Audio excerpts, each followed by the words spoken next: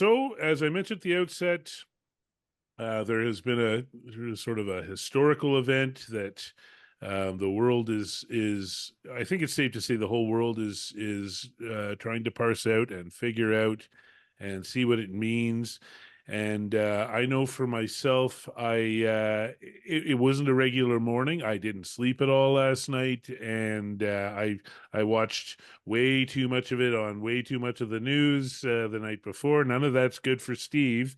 But I surely tuned into every second of it. And so for this morning, I can just say that as far as how I began processing, I did a little self-care by not turning on the news and by avoiding the socials, which are still, that's still good advice as of 4:13 p.m. today, I think. I also did some comfort food. I got myself a double double and a sausage breakfast sandwich with a hash brown. That's highly recommended as well. And then I put on some really high caliber classic music and classical music, and I started writing out what a way forward looks like after all of this. And you'll see those on the socials in the time to come. But maybe I'll just start in the top corner again with Heather. Heather, did you approach your morning any different today? Well, I did, Steve, in my morning, maybe started around 2 or 3 for a while. Okay. And what I did was I hauled out some of Rebecca Solnit's writing. I'm sure she's a familiar name to many people. She has a book called Not Too Late, which she's written with someone else whose name I'm drawing a blank on at the moment, about the climate crisis and how it is not too late. But she has written extensively on hope. And I find her thoughts on hope and the people that she quotes to be very helpful to me on a day where there's a lot of emotions like fear and anger and despair. And she makes the point, and she's quoting the activist Miriam Kaba, saying, "Hope is not an emotion; it is a discipline, and it is a commitment to a way of being in the world." And I reread a lot of her work early this morning, and it really helped me think, okay, yes, the events of last night are really hard and have a lot of potential to make the road a lot darker and harder. But we will continue the work, and it's um, it's a commitment, yeah, and it's a discipline. For me, I look at any of this sort of stuff and I'm always saying, okay, like this is reality. So I've got to accept it and just figure out where do I go, right? And I had a conversation this morning with someone who said to me that they had got some really great professional advice from someone years ago who said you can't or you shouldn't live your life by what someone you don't respect does. And I Hmm. was like, that's maybe not universal, but I do think that helped me today to say like, yeah, like I'm going to pay attention to the people who I do respect and what they're doing and, you know, say I've got to accept what the reality is and I've got to find a way forward. Maybe what was a little bit different is, I started sharing this with other people this morning. Right. As everyone deals with this stuff at a different pace and in a different way. And so just trying to help everyone kind of pull through and see, what the path might be.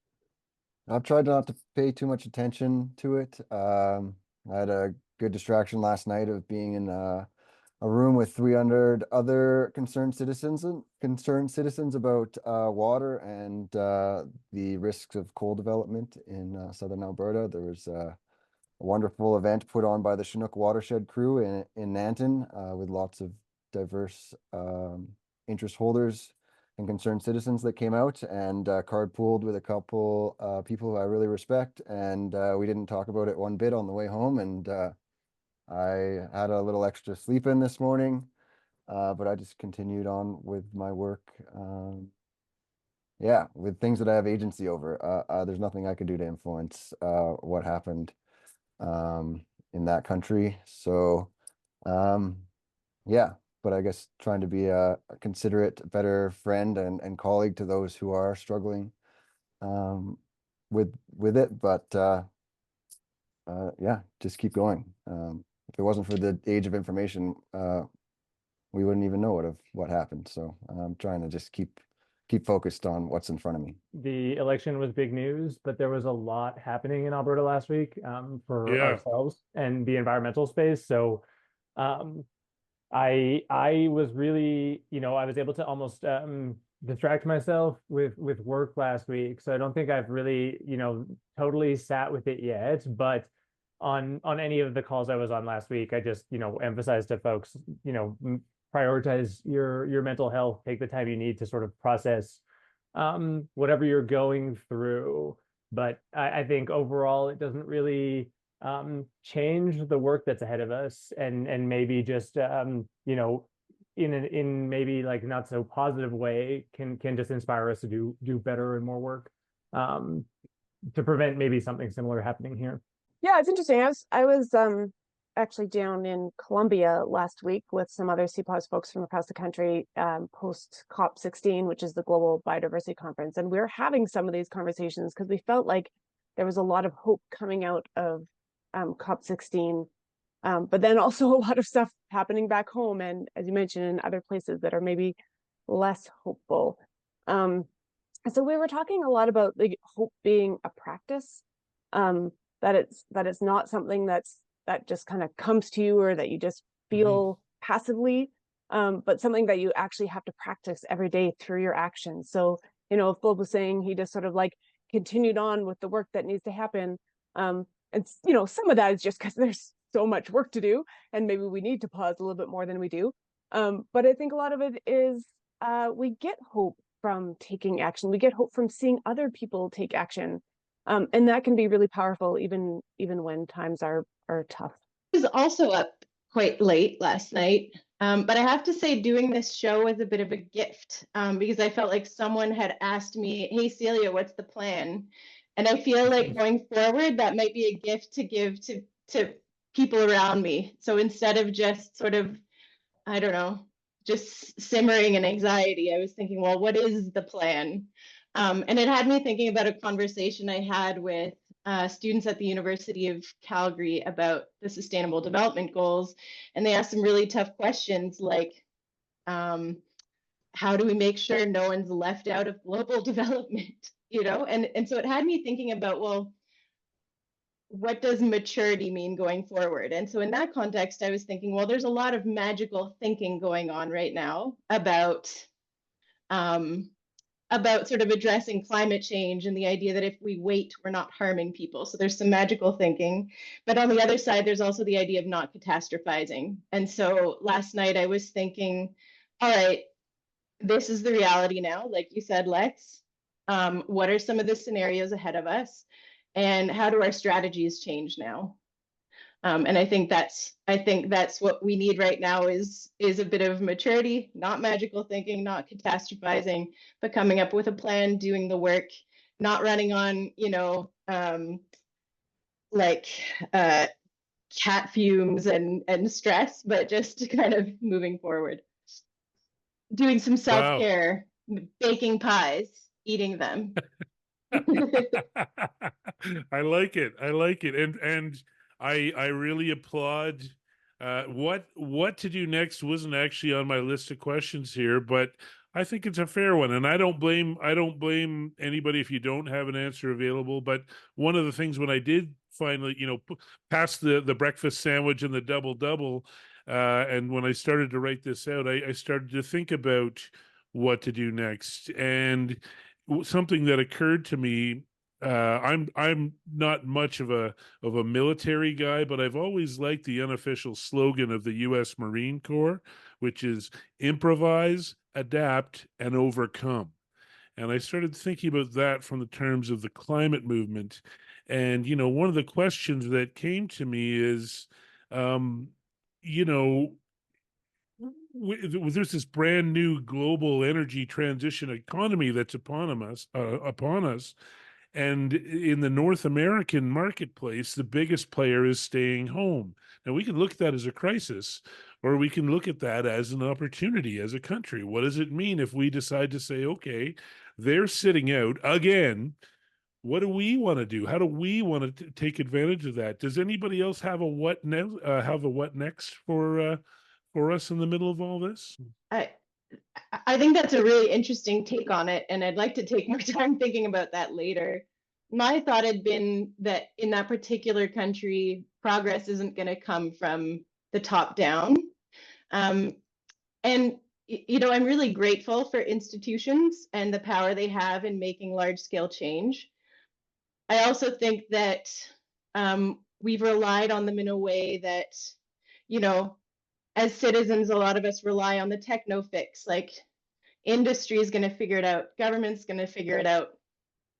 Now we're in a situation where that's not the case. And so we have to develop these other skills of like, well, how do we start doing this from the grassroots? How do we do it in maybe local governments? How do we do that through our culture, through our action? And so maybe there's this opportunity to develop skills that maybe we've let go too dormant in the meantime. Yeah, I'm just really appreciating what Celia said, because I think for me, one of the pieces to counteract the despair that people may be feeling, just coming back to that hope is a discipline. Part of that is the commitment to act, but to recognize that that action needs us to come together and do it. And so I think this is an opportunity to really commit to what that means to come together and get that communal action, and think about how do we reach out to people that maybe we aren't reaching out to yet. How do we make this a bigger umbrella and pull more people in? And this is a really good opportunity, I think, to say, okay, how do we do that? How do we reach out to groups that we haven't yet?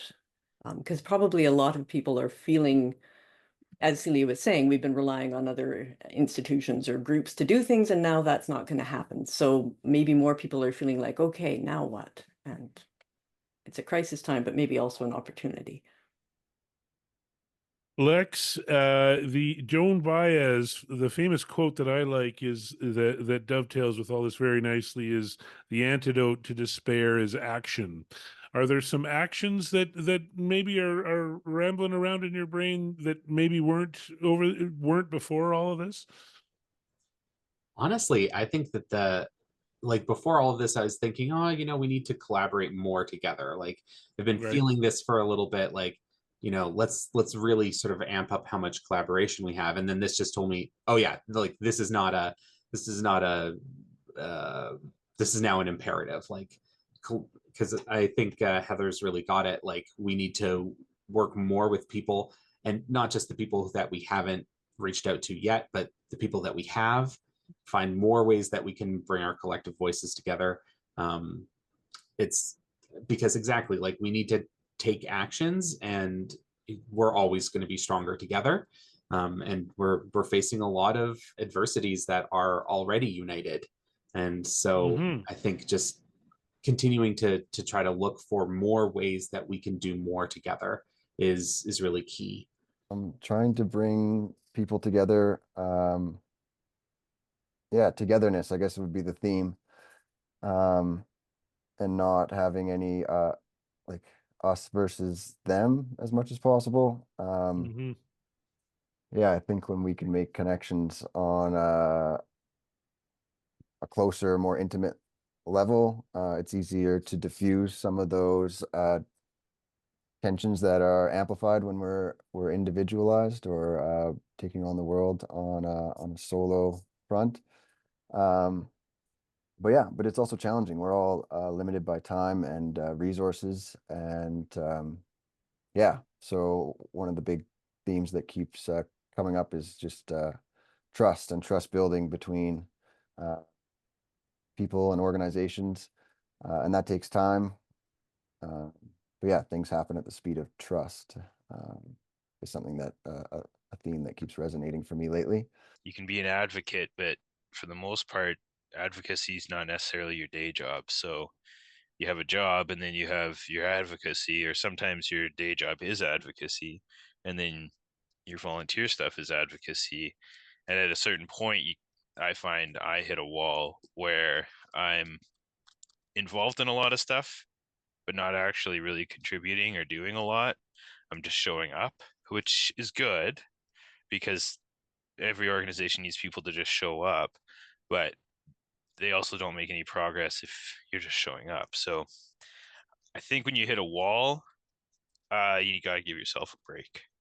That's the only thing I can suggest. And if you do truly believe in what you're doing, and you know that ultimately you want to stay involved, that you can't advocate for other things if you're not advocating for yourself. So you got to just give yourself some time to rest.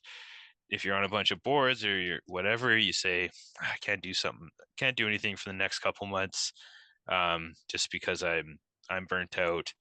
I wish I could say that to my job, but but people have families, people have lives. We've got a lot of big issues that we got to deal with. So sometimes you have to put yourself first before you can help others out.